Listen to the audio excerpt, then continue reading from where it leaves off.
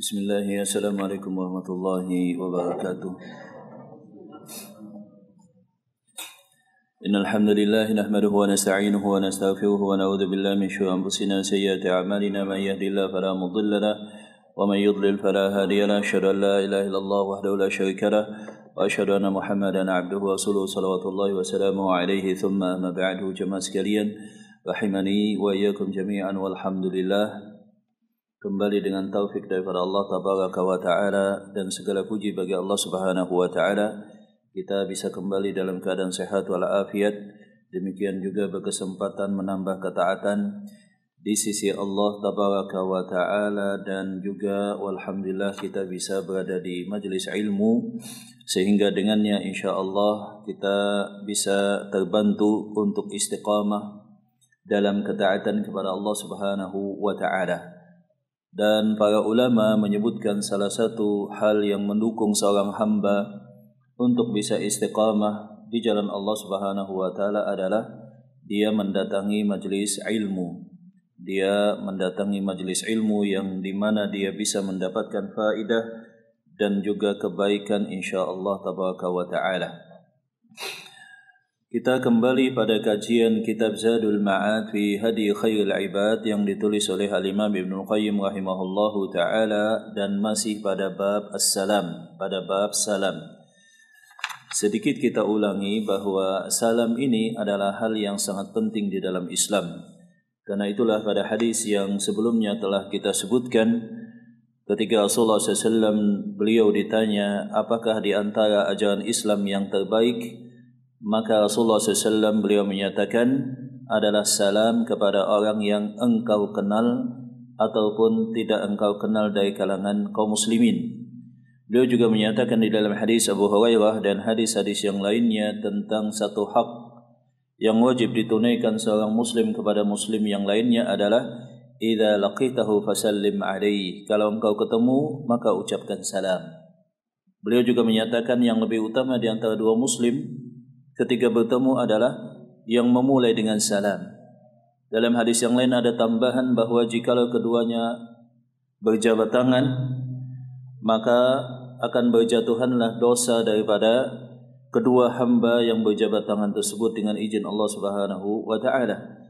Beliau juga menyatakan sebarkanlah salam, afshush salam, wa at'imut ta'am, berikanlah makanan, wa sallu bin nasi wan nasu niyam, salatlah di malam hari, tadkhulul jannata bisalam, engkau akan masuk surga dengan izin Allah Subhanahu wa Ta'ala dengan selamat. Beliau juga menyatakan la tadkhulul jannah hatta tu'minu, kalian wahai kaum muslimin tidak akan masuk surga Allah Subhanahu wa Ta'ala sampai beriman. Wa la tu'minu hatta tahabbu, kalian tidak beriman sampai kalian di antara kaum muslimin saling mencintai satu dengan yang lainnya. Wala tahabbu, kalian tidak bisa saling mencintai satu dengan yang lainnya sampai kalian. Dan maukah aku tunjukkan kepada kalian satu hal, afala adullukum ala syai'in idza fa'altumuhu tahabbtum fima bainakum, afshus salam, sebarkanlah salam. Nah, kemudian Al-Imam Ibnu Qayyim juga sebagaimana telah kita sebutkan, beliau menyebutkan bahwa Rasulullah SAW bahkan ketika melewati anak kecil, beliau mengucapkan salam sebagaimana ini diriwayatkan oleh Imam Muslim. Dan ini mungkin salah satu sunnah yang mulai sedikit dilakukan oleh orang dewasa, yakni mengucapkan salam walaupun kepada anak kecil. Walaupun kepada anak kecil. Telah kita sebutkan sebelumnya, etika dan prioritasnya adalah yang lebih muda mengucapkan kepada yang lebih tua, yang berjalan mengucapkan kepada yang duduk, yang berkendaraan kepada yang berjalan, kemudian yang sedikit mengucapkan kepada yang banyak. Akan tetapi Rasulullah SAW beliau pernah mengucapkan salam beberapa kali diriwayatkan kepada anak kecil. Yang di sana ada beberapa faedah jamaah. Yang pertama adalah sebagai bentuk motivasi dan penghargaan kepada anak kecil. Sebab anak kecil juga perlu diperhatikan, dan itu menjadi motivasi bagi dia. Oh, ternyata keberadaan dia diperhatikan. Kemudian yang kedua adalah membiasakan anak kecil. Membiasakan anak kecil untuk senantiasa mengucapkan salam. Makanya Rasulullah SAW bahkan kepada anak kecil juga beliau mengucapkan salam. Mungkin saja sebagian orang dewasa ketika melewati anak kecil, dia tidak merasa ada kepentingan, kemudian dia abaikan tanpa mengucapkan salam, maka ini tidak sesuai dengan apa yang dilakukan oleh Rasulullah SAW. Kemudian kita juga telah sebutkan bahwa salam terhadap perempuan itu juga diperbolehkan dengan satu catatan, aman daripada fitnah. Aman daripada fitnah yang dimaksud kasus di zaman Rasulullah SAW, beliau mengucapkan salam kepada sekelompok wanita, atau beliau mengucapkan salam kepada wanita yang masih ada hubungan mahram dengan beliau. Dan juga demikian para sahabat pernah mengucapkan salam kepada wanita yang lebih tua. Intinya jikalau bertemu dengan seorang wanita, maka juga disyariatkan salam jikalau aman daripada fitnah. Kemudian demikian juga salam, Al-Imam Ibnu Qayyim menyebutkan pada kajian sebelumnya bahwa salam ini disyariatkan untuk diperbanyak. Jadi absus salam, sebarkan salam, dan di sana ada penekanan supaya dalam satu hari kita banyak mengucapkan salam, interaksi dengan orang lain, sebab itu adalah doa. Dan telah disebutkan riwayat Abu Daud, para sahabat ketika bertemu kemudian pisah, salam lagi. Ketika terpisah dinding atau pohon atau hal yang lainnya, ketemu lagi, mengucapkan salam lagi. Demikian juga Al-Imam Ibnu Qayyim menyebutkan bahwa beliau SAW menekankan untuk mengucapkan salam bahkan ketika masuk ke dalam masjid, jikalau itu tidak mengganggu yang lainnya.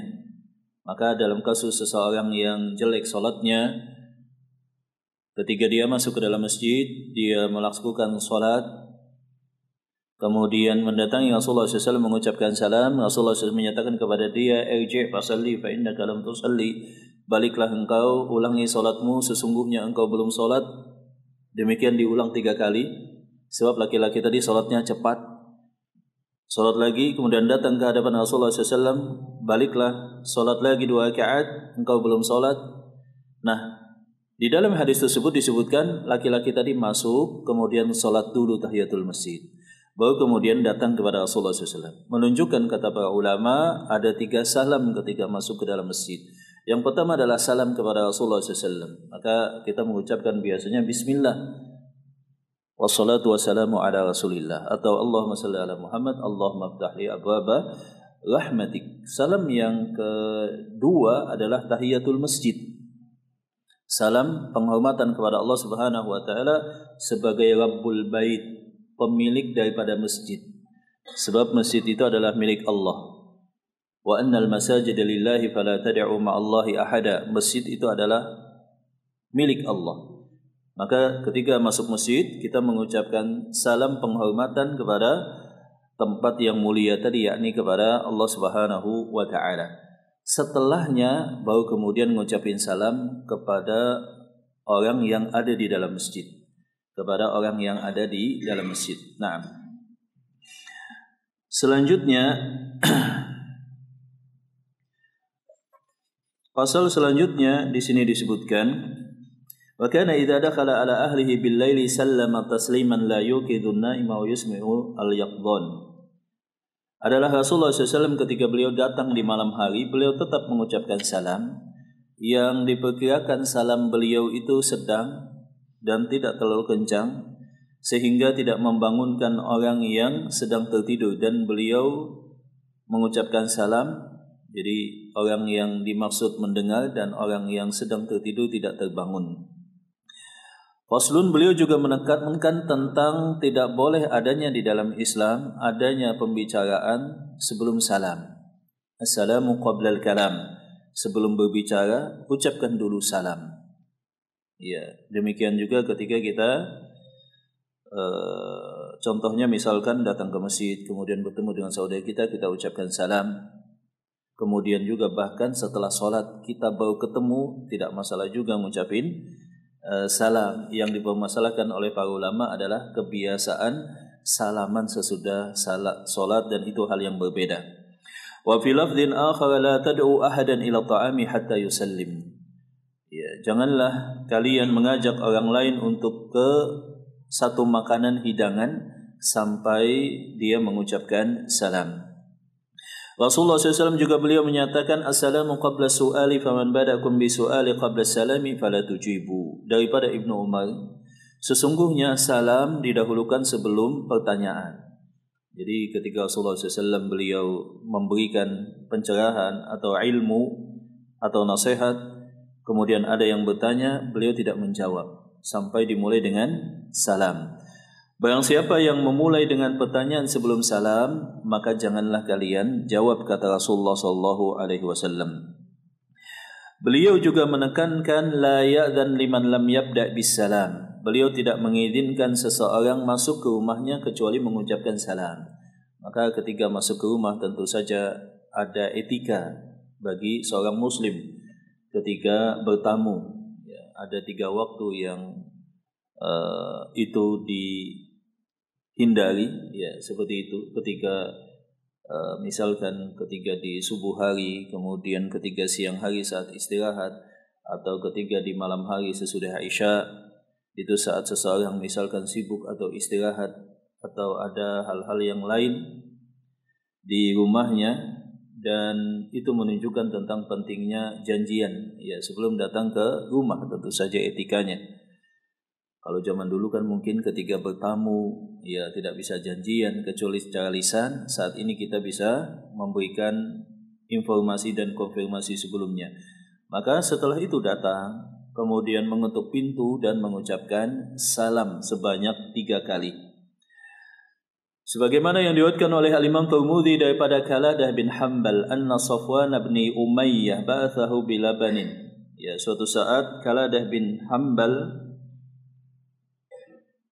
diutus oleh Safwan bin Umayyah kepada Rasulullah SAW. Maka Qaladah bin Hanbal fadakhaltu alaihi wa lam usallim wa lam asta'din, tidak salam, tidak juga izin. Maka Rasulullah SAW menyatakan irji faqul assalamu alaikum adkhul. Wahai Qaladah, etikanya kalau bertamu ucapkan salam. Ucapkan salam dan permisi apakah boleh masuk atau tidak. Wa kana idza ata baba qaumin lam yastaqbilul bab, dan beliau etikanya ketika mengetuk pintu mengucapkan salam, badan beliau menghadap ke membelakangi pintu. Dan ini etika yang perlu diperhatikan. Tidak boleh seseorang mengucapkan salam tapi sambil nengok-nengok. Yang demikian tidak diperbolehkan. Ucapkan salam sambil membelakangi pintu. Nah, wa kana yusallimu bi nafsihi ala man yuwajih wa yuhammilu salam liman yuridu salam alaihi minal ghaibin. Dan Rasulullah SAW biasanya beliau mengucapkan salam bahkan pada setiap orang, baik orang yang berhadapan langsung ketika beliau ngasih nasihat atau ilmu atau khutbah, beliau mengucapkan salam, atau terkadang beliau juga titip salam kepada sahabatnya untuk sahabat yang lain yang lama tidak bertemu. Atau misalkan beliau diucapkan salam, titipan salam dari seorang sahabat dari sahabat yang lain. Kama tahammalas salam, sebagaimana yang Rasulullah SAW melakukan ketika Rasulullah SAW mengucapkan salam kepada Khadijah binti Khuwailid. Hadhihi Khadijatu qad atatka bi ta'am faqra'ha assalam min rabbiha. Ini adalah Khadijah, istriku, kata Rasulullah SAW, dan ucapkanlah salam daripada Allah Subhanahu wa taala dan ucapkan kabar gembira dengan rumah daripada surga, istana di surga Allah Subhanahu wa taala. Demikian juga terhadap Aisyah. Jadi kita bisa titip salam, bisa juga menjawab titipan salam di samping kepada orang yang bertemu dengan kita. Dan salam sebagaimana kita ketahui sempurnanya adalah Assalamualaikum warahmatullahi wabarakatuh. Khilaf di kalangan para ulama, bolehkah tambahan yang lain? Contohnya misalkan wa magfiratuhu, dan ampunan Allah, atau misalkan tambahan yang lain wa ridwanuhu, dan keridhaan Allah. Ada beberapa hadis yang menyebutkan demikian wa magfiratuhu, dan khilaf di kalangan para ulama, sebagian menyebutkan hadisnya adalah lemah, dan yang lainnya Syekh Al-Albani menyatakan dalam As-Sahihah itu adalah hadis yang hasan. Wallahu a'lam bishawab. Yang lebih tepat dan hati-hati adalah hanya mencukupkan wa barakatuh. Wa kana hadyuhu intia'us salam ila wa barakatuh. Dan Rasulullah SAW biasanya mengucapkan salam sampai pada kalimat wa barakatuh. Wa idza hayyitum bi tahiyyatin fahayyu bi ahsana minha aw rudduha. Kalau kita diucapkan salam, maka usahakan jawaban kita lebih sempurna daripada yang mengucapkan salam. Contohnya misalkan si fulan mengucapkan salam kepada kita, Assalamualaikum. Maka jawaban minimal kita adalah Waalaikum assalam. Yang lebih baik adalah Waalaikumsalam warahmatullah. Atau sekalian wa barakatuh. Nah, Al-Imam Nasai meriwayatkan bahwa seorang laki-laki ja'a faqala assalamualaikum. Ada seorang laki-laki datang kepada Rasulullah SAW, kemudian dia mengucapkan assalamualaikum. Rasulullah SAW menjawab salam tersebut, waalaikumsalam warahmatullah. Wa qala asyaratun. Kemudian Rasulullah SAW menyatakan asyarah, engkau dapat pahala 10. Ya, engkau dapat pahala 10. Laki-laki tadi duduk. Kemudian datang ada yang lain gabung duduk-duduk bersama Rasulullah SAW. Faqala assalamualaikum warahmatullah, sampai warahmatullah. Maka Rasulullah SAW menjawab waalaikumsalam warahmatullahi wabarakatuh. Isyun, engkau dapat pahala 20. Iya. Thumma jalasa, kemudian laki-laki tadi duduk, datang lagi yang ketiga, sahabat yang ketiga. Faqala assalamualaikum warahmatullahi wabarakatuh. Maka dijawab oleh Rasulullah SAW, waalaikumsalam warahmatullahi wabarakatuh. Salathun, engkau mendapatkan pahala 30. Sebab salam, rahmat, maghfirah dan wabarakatuh. Ya, assalamualaikum, kemudian rahmat dapat 10. Assalamualaikum warahmatullah dan berkah 10. Kemudian assalamualaikum warahmatullahi wabarakatuh. Salam, berkah dan rahmat, seperti itu. Dan Al-Imam Abu Daud meriwayatkan daripada Mu'ad bin Anas, dan kemudian datang seseorang, ada tambahan dalam hadis Abu Daud, dan ini yang saya sebutkan tadi, para ulama berbeda pendapat tentang derajat hadisnya. Wa maghfiratuh, dan ampunan Allah. Assalamualaikum warahmatullahi wabarakatuhu wa maghfiratuhu. Maghfirah itu artinya ampunan. Maka kata Rasulullah SAW, arba'un, engkau dapat 40 pahala. Nah, ini hadis yang terakhir ini diperselisihkan oleh para ulama dengan beberapa catatan. Catatan yang pertama, kata Imam Ibnu Qayyim, ini adalah riwayat Abi Marhum Abdurrahim Ibni Maimun, dan dia adalah seseorang yang lemah. Di dalam hadis tersebut juga ada Sahal bin Mu'ad, dia juga adalah rawi yang lemah. Yang ketiga, Sa'id bin Abi Maryam yang meriwayatkan hadis ini tidak meriwayatkan dengan riwayat jazm. Oleh karena itulah menurut saya, kata Imam Ibnu Qayyim, hadis ini adalah hadis yang lemah. Termasuk juga misalkan waridwanuhu, dan keridhaan Allah. Jadi sampai salam ada ketentuannya. Assalamualaikum warahmatullahi wabarakatuh, tidak ditambah dan juga tidak dikurangi. Wa kana min hadi ayyusallima thalathan kama fi sahih al-Bukhari an Anas. Adalah Rasulullah SAW terkadang kalau seseorang yang diucapkan salam tidak mendengar, maka beliau mengucapkan 3 kali jikalau itu dibutuhkan. Dan dalam beberapa pembicaraan beliau terkadang menekankan satu poin yang penting, beliau ulangi 3 kali. Dan ini salah satu kebiasaan beliau. Misalkan ketika Rasulullah SAW menyatakan at-taqwa hahuna wa yushiru ila sadri thalathan, taqwa itu di sini, taqwa itu di sini, taqwa itu di sini, 3 kali. Demikian juga salam, beliau terkadang mengucapkan 3 kali kalau tidak dijawab atau tidak diperhatikan. Wala'alla hadza kana hadiyahu fi salam 'alal jami'il katsir alladziina la yuballighum salamun wahid aw hadiyuhu fi isma'is salam ats-tsani wa ats-tsalits. Ini mungkin saja dilakukan dengan beberapa alasan. Mungkin saja yang diucapkan tidak mendengar salam tersebut, mungkin saja yang diucapkan adalah sekelompok orang, hanya satu atau dua yang menjawab, beliau ingin jawaban yang lebih banyak, atau alasan-alasan yang lainnya atau alasan-alasan yang lainnya. Kemudian yang lainnya, jemaah rahmat Allah Subhanahu wa taala, adalah Rasulullah SAW biasanya beliau berusaha mendahului salam. Jadi kalau kita ketemu dengan saudara kita, maka yang lebih baik tadi adalah orang yang pertama kali mengucapkan salam. Sampai demikian. Jadi kita berusaha menjadi yang terbaik di antara dua orang. Kalau bisa kita yang duluan mengucapkan salam. Wa kana yusmi'ul muslima raddahu alaihi. Dan ketika mengucapkan jawaban terhadap salam, itu diucapkan dengan suara yang orang yang mengucapkan salam itu mendengar. Jadi salam itu diucapkan dengan kencang, kemudian juga yang menjawab berusaha jawaban salam dia didengar oleh orang yang awal mula mendengarkan salam. Kemudian beliau menjawab dengan salam dan bukan hal yang lainnya, tidak dengan isyarat. Satu-satunya keadaan beliau dengan isyarat ketika diucapkan salam adalah ketika beliau sholat. Jadi ketika kita sholat misalkan diucapkan salam, mungkin ada orang yang salah paham, tidak tahu kita sedang sholat misalkan, atau kita sedang sholat sunnah, diucapkan salam, maka jawaban kita adalah dengan isyarat. Tangan. Wa kana hadiyuhu fi ibtida'i salami ay yaqul assalamu alaikum warahmatullahi, wa kana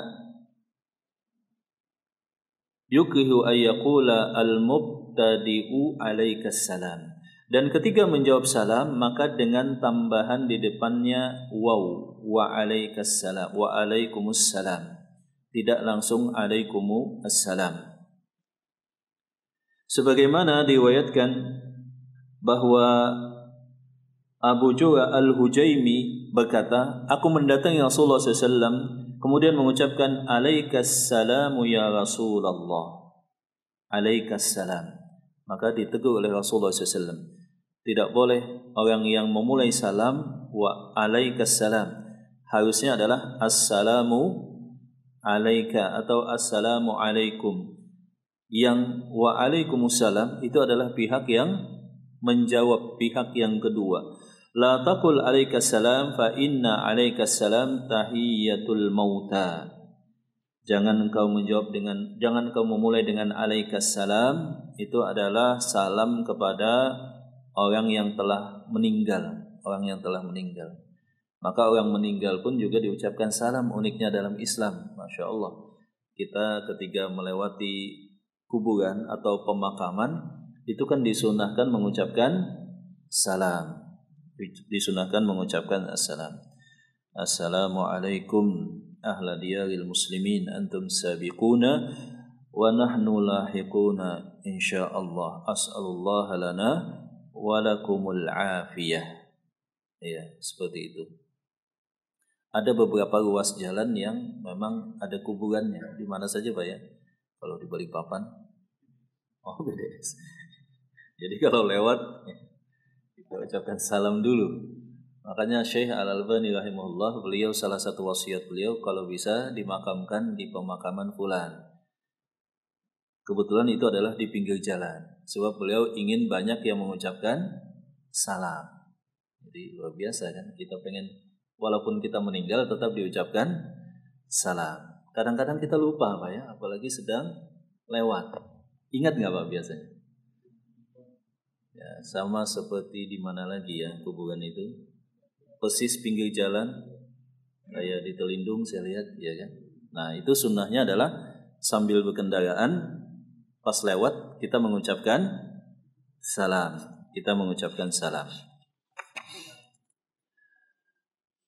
Kemudian pembahasan yang selanjutnya jemaah rahmat Allah Subhanahu wa taala fi hadihi fi salami ala ahlil kitab. Salam kepada ahlul kitab. Nah, ini salam kepada ahlul kitab. Kemarin telah kita singgung tentang salam kepada pemilik atau penganut kepercayaan yang berbeda. Bagaimana sih sebetulnya di dalam Islam? Sahha anhu annahu qala la tabda'uhum bisalami wa idza laqitumuhum fi tariqi fattaruhum ila adyaqit tariqi. Hadis yang diriwayatkan oleh Abu Daud dan juga oleh Al-Imam Muslim daripada Abu Hurairah. Janganlah kalian berinisiatif memulai salam kepada ahlul bait, kepada Yahudi dan Nasrani atau pemeluk agama yang lain. Kalau kalian ketemu dengan mereka, maka pepetlah mereka ke pinggir jalan. Ya, hadis ini sebetulnya menceritakan saat kondisi kaum muslimin sedang kuat. Kaum muslimin dominan, kaum muslimin mempunyai izzah sebagai penguasa. Maka kalau ketemu non-muslim, kata Rasulullah SAW, maka jangan kalian mulai salam. Dia dulu kalau mau salam. Dan hadis ini diulas oleh para ulama. Ada menyatakan bahwa hadis ini punya konteks khusus, yakni ketika Rasulullah SAW mengepung Bani Quraidah Yahudi. La tabda'ul yahuda wan nasara bisalam wa idza laqitum ahadahum fit tariqi fattaruhu ila adyaqi. Dan sebagian para ulama menyatakan hadis ini tidaklah khusus, tetapi hadis ini sifatnya umum. Di antara yang mengucapkan demikian adalah Syekh bin Baz.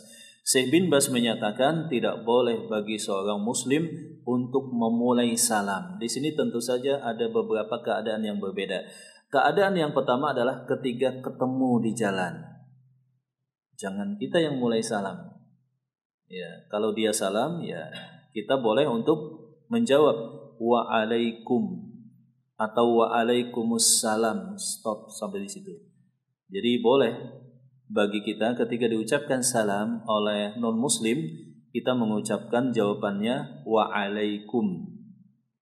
Kenapa waalaikum? Sebab di zaman Rasulullah SAW orang Yahudi juga mengucapkan salam kepada Rasulullah SAW. Tetapi dengan kebencian yang ada dalam hati mereka, mereka memplesetkan. Harusnya adalah assalamualaikum, lamnya dibuang menjadi assalamualaikum. Assam itu adalah racun dan kematian. Jadi seakan-akan orang Yahudi mengucapkan salam kepada Rasulullah itu mendoakan kematian. Assalamualaikum. Kalau orang Yahudi mengucapkan salam, maka jawablah kata Rasulullah SAW, waalaikum, kalian juga. Kalian juga. Tapi kalau assalamualaikumnya jelas, maka boleh seorang muslim menjawab waalaikummus salam tanpa tambahan warahmatullah dan wabarakatuh. Demikian. Jadi posisi yang pertama adalah dalam momentum saling jumpa di jalan. Dalam Islam ketentuannya jangan kita yang mulai mendahului salam. Kalau ketemu muslim apa tadi? Kita yang kalau bisa duluan. Non muslim jangan. Tapi kalau diucapkan salam kita boleh jawab. Yang kedua adalah jikalau ada hubungan kekeluargaan. Atau misalkan kita ada kepentingan, kita ingin meminta sesuatu. Atau misalkan kita berada di negeri non muslim, di Eropa misalkan atau yang lainnya. Atau kita sebagai orang yang ditunjuk untuk berbicara. Itu kan beda lagi. Tadi momentum pertama saling ketemu. Yang kedua ada alasan. Entah dia adalah keluarga, entah itu mitra bisnis misalkan, atau terikat dalam kerjasama, atau satu tempat kerja, atau dalam satu acara, kita yang memberikan kalimat di depan. Maka yang demikian para ulama beda pendapat. Ada yang menyatakan boleh kita mengucapkan salam sebab ini beda dan menjadi pengkhusus. Dan inilah yang lebih kuat. Tidak masalah kita ucapkan assalamualaikum. Di sana ada muslim, ada non muslim, kita ucapkan assalamualaikum warahmatullahi wabarakatuh. Sebab yang menjadi niat kita adalah siapa? Yang muslim. Rasulullah SAW pernah mengucapkan salam kepada sekelompok orang, di sana ada muslim dan ada non muslim. Kemudian jikalau semuanya adalah non muslim, maka yang lebih selamat kata para ulama adalah hanya salam yang sifatnya umum. Contohnya selamat pagi atau selamat siang misalkan disesuaikan. Atau kalaupun salam hanya terbatas sampai dengan assalamu alaikum. Assalamu alaikum. Atau salam untuk kita semua. Misalkan seperti itu. Salamun, demikian. Dan tidak boleh Muslim tadi menyesuaikan dengan agama orang lain. Ketemu misalkan agama ini salamnya adalah Om apa kemarin itu?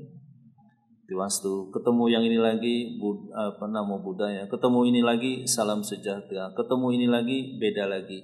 Dia sama saja semuanya, salam untuk kita semua. Atau assalamualaikum, atau dengan kalimat-kalimat umum tadi, atau kalimat-kalimat yang umum tadi.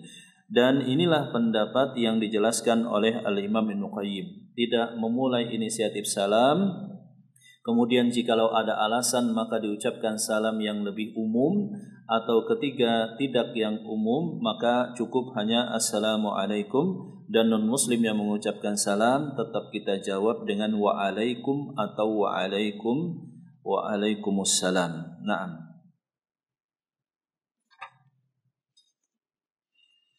Kemudian yang selanjutnya demikian juga wa thabata anhu annahu maga ala majlisi fihim akhlaqun minal muslimina wal musyrikin wa abadatil authan wal yahud fasallama alaihim. Kalau ada sekelompok orang maka dicukupkan dengan assalamualaikum warahmatullahi wabarakatuh.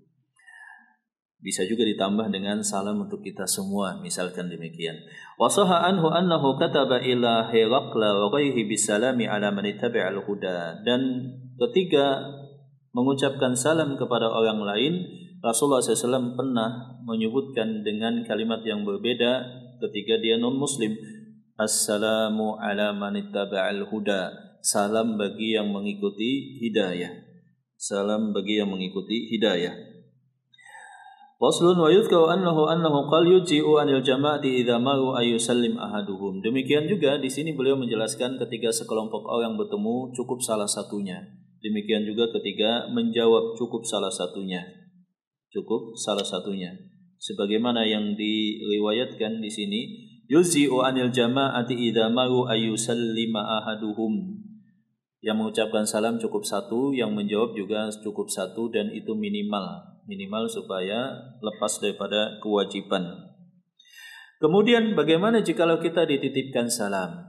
Wa kana min hadihi sallallahu alaihi wasallam idza ballaghahu ahadun assalam min ghairihi ay yarudda alaihi wa alal muballigh. Jadi kalau kita diucapkan salam, dititipkan salam, ini menunjukkan bahwa kita boleh menitipkan salam dan menjawab titipan salam. Kita lama tidak bertemu dengan fulan, kemudian ketemu dengan temannya dari teman kita, titip salam ya. Titip salam untuk fulan. Kita juga boleh, iya, saya sampaikan titipan salam. Kita yang dititipkan, ditujukan, juga wajib untuk menjawab. Alaika wa alaihis salam wa rahmatullah. Jadi Rasulullah SAW pernah dititipi salam sebagaimana diriwayatkan di dalam Sunan Abi Dawud. Seorang laki-laki pernah bertanya, Inna abi yuqri'ukas salam. Bapakku titip salam kepada anda wahai Nabi. Maka Rasulullah SAW menyatakan, Alaika wa ala abikas salam. Untukmu dan untuk bapakmu salam. Naam. Wa kana min hadihi tarkus salami ibtida'an wa raddan 'ala man ahdatha hadatha. Nah, ini juga poin penting terhadap non muslim. Tadi ketentuannya demikian. Kita tidak memulai inisiatif salam ketika bertemu pada satu saat, pada satu momentum, tetapi kalau kita yang di depan memberikan kalimat, boleh bagi kita mengucapkan salam duluan, atau jikalau itu adalah keluarga, atau jikalau itu ada alasan khusus tadi di negeri non-muslim atau yang semacamnya, dengan salam yang sifatnya umum, tidak menyesuaikan dengan salam khusus agama orang lain. Tetapi uniknya terhadap sesama muslim yang disebut dengan ahlul bid'ah. Nah, ini ada poin khusus daripada Imam Ibnu Qayyim. Ahlul bid'ah itu adalah seseorang yang melakukan bid'ah yang jelas-jelas bid'ah. Kemudian dia rutin melakukannya. Kemudian dia bangga dan mengajak orang lain, terang-terangan dan tidak malu. Itu disebut sebagai apa tadi? Ahlul bid'ah. Jadi amalannya jelas bid'ah. Kemudian yang kedua apa tadi? Dia bangga dan tidak sembunyi-sembunyi. Kemudian yang ketiga, dia juga ngajak orang lain. Maka ini disebut dengan ahlul bid'ah. Jadi orang yang melakukan bid'ah itu terbagi dua. Ada orang yang melakukan bid'ahnya sembunyi-sembunyi. Dia juga melakukan untuk diri dia sendiri. Dia juga tidak mendakwahkan bid'ahnya dengan seseorang yang dia menjadi mujahid bid'ah. Maksudnya pejuang bid'ah dia. Nah, ini di dalam Islam disebut sebagai apa tadi? Ahlul bid'ah. Orang yang melakukan bid'ah dari kalangan awam didekati, dijelaskan, diterangkan, didoakan. Tapi terhadap pejuang bid'ah tadi, misalkan ada seseorang yang dia punya ilmu, dia juga sering memberikan keterangan ilmu, atau sebagai dai, dia terbiasa melakukan bid'ah, dia membela, dia menerangkan, mengajak orang lain terhadap bid'ah. Nah, itu disebut dengan ahlul bid'ah. Maka Imam Ibnu Qayyim menyatakan wa kana min hadihi tarkus salami ibtida'an wa raddan ala man ahdatha hadatha hatta yatuba minhu. Terhadap orang yang seperti ini, maka petunjuk Rasulullah SAW adalah tidak memulai inisiatif salam dan tidak menjawab salamnya jikalau ada maslahat demikian. Ya, jikalau ada maslahat yang demikian. Sebab memang dai itu juga macam-macam, dan begitu jamaah. Dai itu juga macam-macam. Kemarin saya sempat memberikan satu semacam keterangan singkat ketika seseorang yang terkenal dengan dai filsafat ya datang ke Balikpapan, ya kan. Dia jelas adalah ahlul bid'ah. Kenapa? Begitu banyak poin yang disebutkan. Salah satu poin yang sangat jelas salah adalah dia katakan bahwa di akhir zaman seorang laki-laki halal dan boleh menikah dengan 50 wanita. Ya, 50 wanita. Padahal hadisnya berbunyi bahwa di akhir zaman jumlah laki-laki sebanding dengan, di antara tanda kiamat sebanding dengan 50 wanita. Satu laki-laki 50 wanita. Tidak ada satupun ulama yang menyatakan boleh. Artinya adalah di akhir zaman satu laki-laki nikah dengan berapa tadi? 50. Hanya menyatakan perbandingan jumlah. Nah, saya juga nggak tahu si fulan tersebut dari mana. Ya, dari mana dia? Kemudian dia ceramah bahwa di akhir zaman laki-laki boleh menikah dengan 50 wanita. Ya, kemudian banyak hal yang lain bahwa dia mengaku ketemu dengan Imam Mahdi, bahwa dia telah diangkat menjadi wali, bahwa setiap manusia itu ada nama roh selain nama fisik untuk badan. Barang siapa yang ingin nama roh bisa mendatangi beliau, begitu ya, akan dicarikan nama yang tepat dan hal-hal yang lainnya. Dan tidak berapa lama yang lalu diundang ke Balikpapan untuk keliling. Dan ini kan hal yang jelas salah. Nah, terhadap orang yang seperti ini, kata Imam Ibnu Qayyim adalah tidak mengucapkan salam dan tidak menjawab salam sampai bertobat. Dan Imam Ibnu Qayyim menyatakan kama hajara Ka'ab bin Malik wa sahibai, sebagaimana Rasulullah SAW pernah menghajar Ka'ab bin Malik. Jadi pada peperangan Tabuk ada seorang sahabat yang tidak ikut berjihad. Namanya adalah Ka'ab bin Malik. Demikian juga ada orang munafik yang tidak ikut berjihad. Ka'ab bin Malik bersama dua orang sahabatnya tertinggal. Mungkin karena keasikan saat itu musim panen. Kemudian datang perintah untuk jihad dalam peperangan Tabuk. Tabuk itu kan sangat jauh, kurang lebih 800 km. Nah, Ka'ab bin Malik ini menunda, mungkin merasa akan bisa menyusul, menunda. Ternyata kemudian kafilah jihad telah berangkat. Ketika Rasulullah SAW pulang, Ka'ab bin Malik datang kepada Rasulullah mengucapkan salam, beliau enggak menjawab. Kemudian beliau mengumumkan kepada para sahabat bahwa jauhi Ka'ab bin Malik. Maka Ka'ab bin Malik saat itu merasa sedih. 50 hari satu kota di Madinah, satu kota Pak, itu tidak ada yang mengucapkan salam dan tidak ada yang menjawab salam. Bahkan Rasulullah SAW perintahkan kepada istrinya pisah dengan suaminya sementara waktu. Itu kan luar biasa. Padahal yang dilakukan apa? Tidak ikut dalam jihad, seperti itu. Demikian juga kasus yang lain, Ammar bin Yasir, dalam kasus yang lebih kecil, yang lebih simpel. Ammar bin Yasir, kata Imam Ibnu Qayyim, beliau pernah di tangannya itu ada kekuningan. Salah satu minyak wangi di Arab namanya za'faran misalkan, mungkin jamaah tahu ya. Itu biasa untuk wanita, terlihat warnanya tapi tidak tercium baunya, kebanyakan wanita yang memakai. Nah, Ammar bin Yasir ini lagi pecah-pecah tangannya, kemudian keluarganya menyarankan engkau celup tangan engkau dengan minyak za'faran. Kuning tangan beliau. Ketemu Rasulullah, Ammar bin Yasir dekat dengan Nabi, kemudian mengucapin salam. Rasulullah SAW enggak jawab. Faksil hada anka, cuci dulu, hilangkan za'faran tadi. Karena itulah para ulama menyebutkan za'faran tidak boleh untuk laki-laki, seperti itu. Kemudian juga Rasulullah SAW pernah tidak menjawab salam dan memboikot Zainab selama 2 bulan.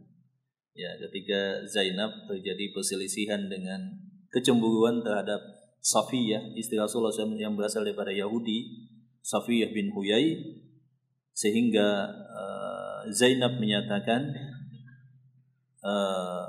itu adalah wanita Yahudi, padahal Safiyah sudah masuk ke dalam Islam, dipanggil dengan wanita Yahudi.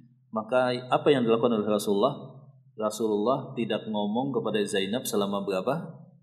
2 bulan sebagai bentuk hukuman. Maka kata para ulama, boleh seseorang tidak menjawab dan tidak mengucapkan salam kepada ahli maksiat dan ahli bid'ah. Orang ketika maksiat sembunyi-sembunyi, kita tidak boleh menerapkan hal ini. Tapi khusus terhadap mereka yang ekspos, tidak malu. Demikian juga bid'ah. Tidak menjawab dan tidak mengucapkan salam jikalau ada maslahat. Contohnya misalkan kaum muslimin yang taat lebih dominan. Kemudian jikalau diboikot, dia menjadi taubat, menjadi tersentuh. Kemudian dia balik taat dan meninggalkan maksiat atau bid'ah dia. Nah, yang seperti ini seperti yang dilakukan oleh Rasulullah SAW tadi. Tapi ketika dilakukan demikian, dia makin jauh daripada kebenaran. Kemudian kaum muslimin yang di atas kebenaran, di atas ketaatan, di atas sunnah juga sedikit. Maka kata para ulama, jikalau tidak ada maslahat, yang demikian ditinggalkan. Tetap berlaku seperti yang lainnya, mengucapkan dan menjawab salam. Hanya saja ilmunya tidak boleh diambil. Demikian jikalau dia orang yang memberikan ilmu. Wallahu ta'ala alam bisawab. Mungkin ini yang kita sempat sampaikan jamaah di jam berapa ini. Ya, mungkin sampai di sini ada pertanyaan jamaah, silakan. Tentang salam tadi, dan ada tambahan memang faedah tahiyatul masjid. Tahiyatul masjid ini kan para ulama beda pendapat. Mayoritas para ulama berpendapat hukumnya adalah sunnah, dan mazhab Zahiriyah memandang hukumnya adalah wajib, dan yang lebih sahih, lebih kuat adalah sunnah. Kemudian yang kedua, para ulama juga beda pendapat apakah tahiyatul masjid ini khusus bagi yang ingin tinggal di masjid, tidak terhadap orang yang hanya sekedar ada kepentingan sesaat. Kemudian para ulama juga menyebutkan bagi seseorang yang berulang-ulang masuk ke masjid, contohnya marbot masjid gitu ya, dia kan sebentar-sebentar masuk ke masjid Pak ya. Padahal perintah Rasulullah SAW kan, idza dakhala alaikumul masjidah fala yajlis hatta yaka'atain. Kalau engkau masuk masjid, enggak boleh duduk kecuali salat 2 rakaat. Nah, namanya marbot kan bolak-balik. Ya, apakah setiap kali masuk masjid tahiyatul masjid, keluar lagi, ada nyapu lagi, tahiyatul masjid lagi? Di dalam mazhab Syafi'i iya seperti itu. Maksudnya bolak-balik masjid ya berarti bolak-balik tahiyatul masjid sunnahnya. Kecuali dalam mazhab Malikiyah tidak. Jadi kalau cuma jedanya sebentar dan ada niat balik lagi ya tidak perlu tahiyatul masjid. Wallahu a'lam bishawab. Ada beberapa hukum yang berkenaan dengan tahiyatul masjid ini. Nah, sampai di sini mungkin jemaah ada pertanyaan, silakan. Ya, silakan, Pak. Waalaikumsalam.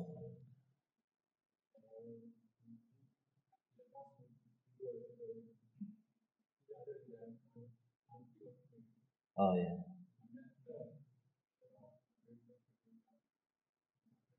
Ya.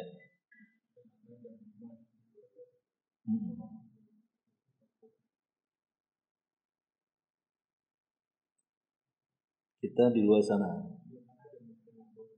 Ya, apakah kita masuk masjid dulu tahiyatul masjid? Gua keluar lagi ngobrol. Pas masuk nanti tahiyatul masjid lagi. Oh ya.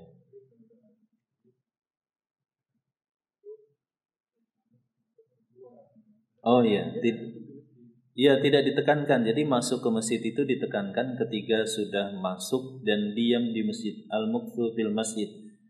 Kalau cuma misalkan ada yang ketinggalan masuk ke masjid, atau tidak juga mesti seseorang datang ke masjid, dia ketemu teman sebelum ngobrol dia nggak enaknya kayaknya setnya dalam hati tahiyat dulu, habis itu baru keluar gitu Pak ya. Ya tidak ditekankan demikian. Maksudnya kalau ada kepentingan nggak masalah dulu ngobrol dan belum ditekankan tahiyatul masjid. So tahiyatul masjid kalau sudah ke masjid. Buka puasa. Ya. Oh. Ya, nggak masalah juga sih kalau mau begitu. Sebab memang ada motivasi daripada Rasulullah SAW, alaika bikatsrati sujud, dan ma sajada ahadunillah, tidaklah seseorang memperbanyak sujud kecuali dia akan diangkat derajatnya dan banyak pahala. Jadi memperbanyak salat sunnah itu juga bagus. Jadi nggak masalah juga sih. Buka puasa masuk dulu ke masjid, habis itu keluar untuk buka puasa dan teras masuk ke dalam masjid. Yang beda pendapat itu kan halaman, Pak. Kalau teras yang lebih kuat insya Allah masuk ke dalam masjid. Jadi tahiyatul masjid di teras juga nggak masalah, ya kan? Seperti itu. Silakan ada yang lain. Iya Pak, silakan.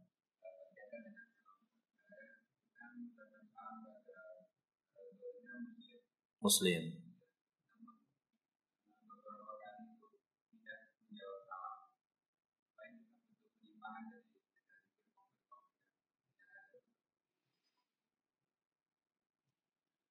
Iya.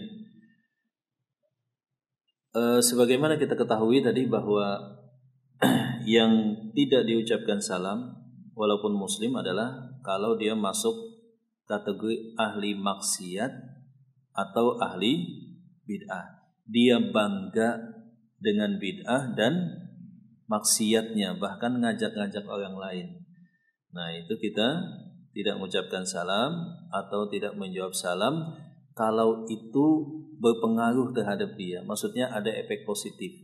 Atau kalau kita takut nanti terpengaruh dengan dia jauh-jauh, sebab itu adalah orang yang biasa mengajak. Demikian juga firqah-firqah yang jelas-jelas kesesatannya, ya, apalagi tertuduh keislamannya. Tetapi di luar itu maka sebetulnya secara umum setiap muslim itu mempunyai hak, yaitu salam. Dan al-aslu fil muslim as-salama. Hukum asalnya ketika seorang muslim dia selamat akidahnya, maka kita ucapkan salam. Jadi kalau ketemu seorang muslim yang tidak kita kenal, kita harus positif. Oh, ini muslim yang betul, dia taat, akidahnya betul, dia di atas sunnah. Hukum asalnya begitu. Hukum asalnya. Tidak boleh yang lain. Dan yang berbahaya kan kebiasaan di sebagian golongan sesat. Contohnya misalkan golongan yang menamakan dirinya misalkan si fulan lah, Islam Jamaah kalau zaman dulu, ya kan? Atau nama lain yang kita kenal. Itu kan ketika saya bertemu dengan puluhan bahkan jumlahnya ratusan,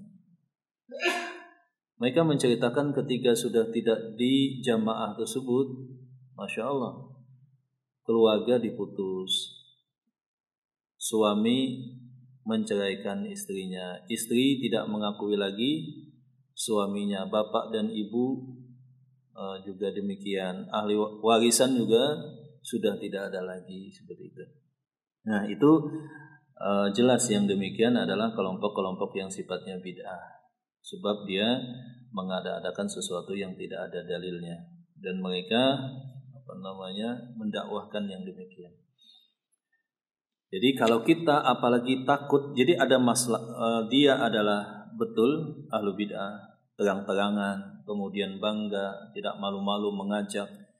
Ada maslahat untuk diboikot, atau kita takut kita terpengaruh, ya kita jaga jarak terhadap sosok-sosok yang demikian.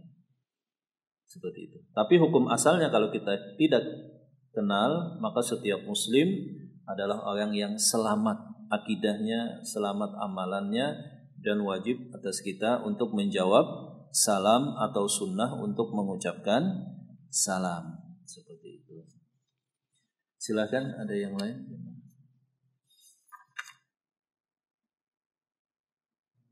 Iya, Pak.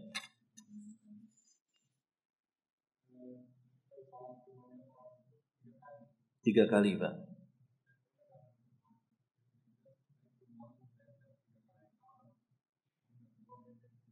Iya.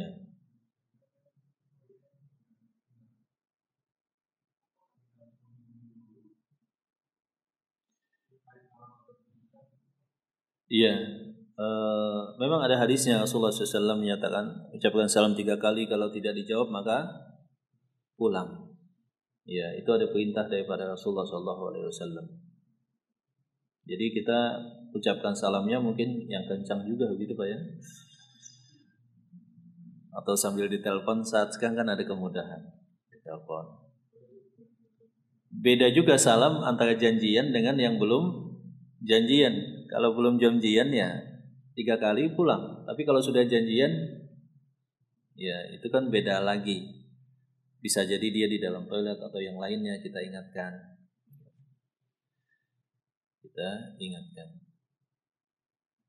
Dan tidak bertamu ya sesudah sholat subuh, sesudah sholat isya, sesudah sholat zuhur. Itu waktu-waktu yang disebutkan di dalam Al-Quran. Hina tada'u, ketika orang meletakkan pakaiannya ingin istirahat. 3 waktu tadi, kecuali janjian. Nah, ya ada yang lain jemaah?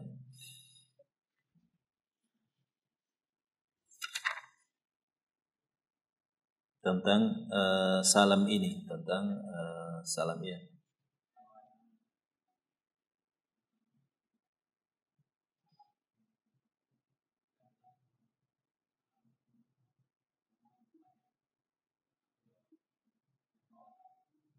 Iya.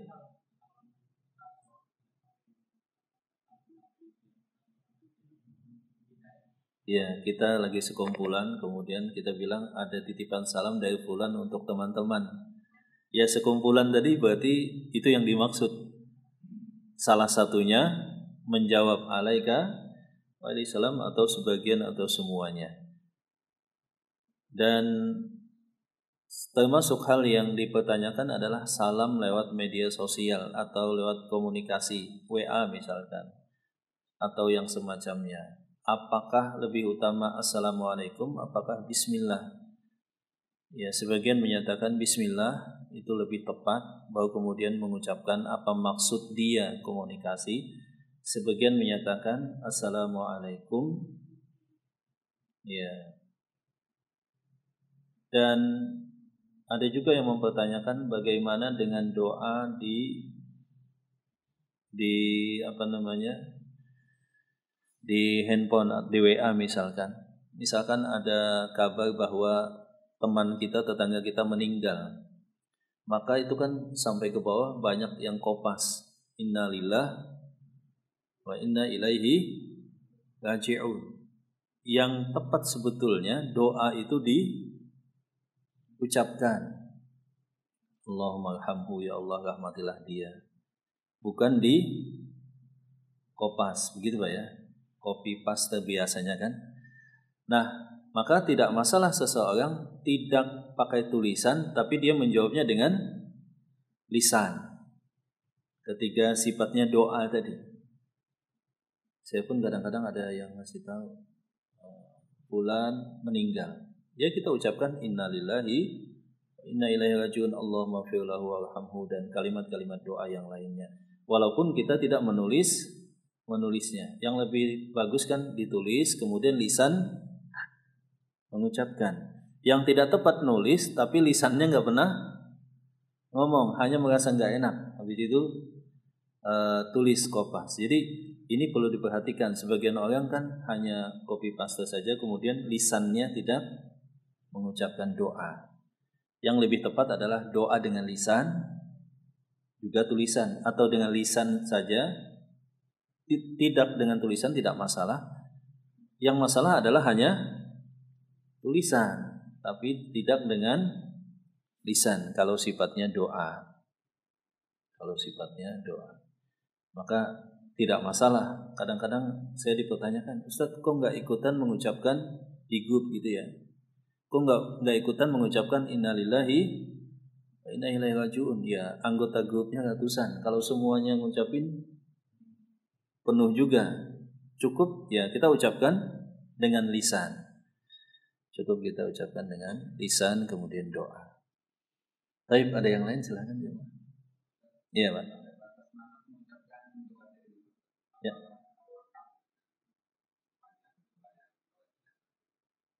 Doa yang mana Pak?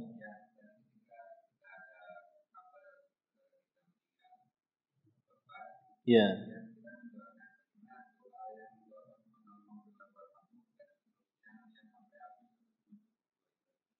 Iya, intinya adalah doa rahmat dan doa ampunan. Doa rahmat dan doa ampunan ketika diberitahukan kepada Rasulullah SAW ada yang meninggal, itulah beliau ucapkan innalillahi wa inna ilaihi raji'un, dan atau bisa juga ditambah dengan kalimat doa Allahumma fir lahu warhamhu, atau sempurna juga tidak masalah. Ya, sempurna sebagaimana yang diucapkan ketika takbir ketiga di dalam salat jenazah. Allahumma fir lahu warhamhu wa afihi wa anhu wa aqim nuzulahu wa wasi' madkhalahu, dan seterusnya. Seperti itu. Ya.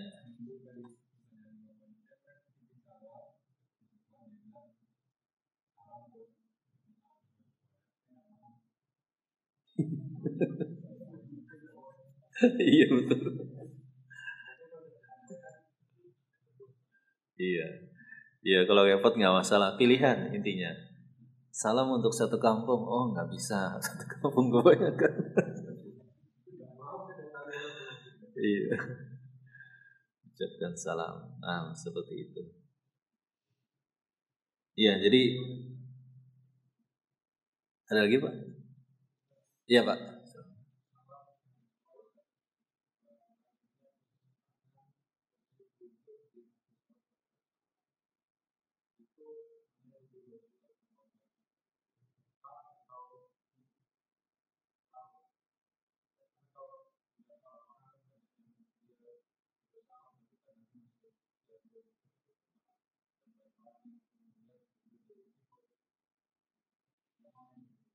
Iya, kalau kita lihat bahwa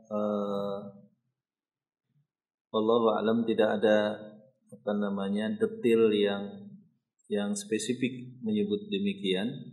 Tetapi kalau kita lihat daripada hadis-hadis Rasulullah SAW dan penjelasan para ulama bahwa salam itu ditutup dan disudahi dengan salat, disudahi dan ditutup dengan salam. ditutup dengan salam. Maka salam adalah menjadi akhir dan penutup daripada sholat. Atas demikian maka ya, kalaupun mau lebih hati-hati dan lebih tepat, maka telunjuknya disudahi sebelum salam. Walaupun tidak masalah juga. Tidak masalah juga ketika seseorang telunjuk masih berdiri dia mengucapkan salam. Ya, tapi yang lebih tepat adalah dia menjadikan salam sebagai akhir daripada semua aktivitas fisik dan bacaan yang berkenaan dengan sholat. Maka dengan demikian yang lebih pas insya Allah dia turunkan telunjuknya ketika memulai mengucapkan Assalamualaikum warahmatullah. Dan salam ketika sholat itu dengan beberapa bacaan, bisa Assalamualaikum warahmatullah, Assalamualaikum warahmatullah, atau Assalamualaikum warahmatullah, atau dengan beberapa kalimat. Dan inti daripada itu pertama dan kedua sama, atau yang pertama lebih panjang daripada yang kedua. Jadi Assalamualaikum warahmatullah, Assalamualaikum warahmatullah, atau Assalamualaikum warahmatullah, atau Assalamualaikum. Yang kedua maksudnya demikian, atau Assalamualaikum warahmatullah, Assalamualaikum warahmatullah wabarakatuh. Seperti itu. Yang tidak didapatkan adalah Assalamualaikum warahmatullahi wabarakatuh, Assalamualaikum warahmatullahi wabarakatuh, seperti itu. Nah, biasanya gimana, Mas? Sampai pribadi? Ya, turunkan, ya seperti itu. Betul, nah. Sampai di sini jemaah, semoga bermanfaat. Barakallahu. Ya, silakan Pak. Ya.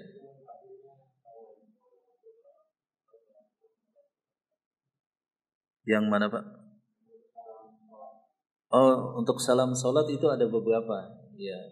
Assalamualaikum warahmatullah, Assalamualaikum, atau Assalamualaikum warahmatullah, dan Assalamualaikum warahmatullah, atau Assalamualaikum sempurna salah satunya dan lebih pendek salah satunya.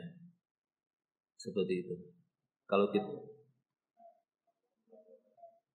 iya, Assalamualaikum warahmatullahi wabarakatuh, Assalamualaikum warahmatullah. Yang kedua.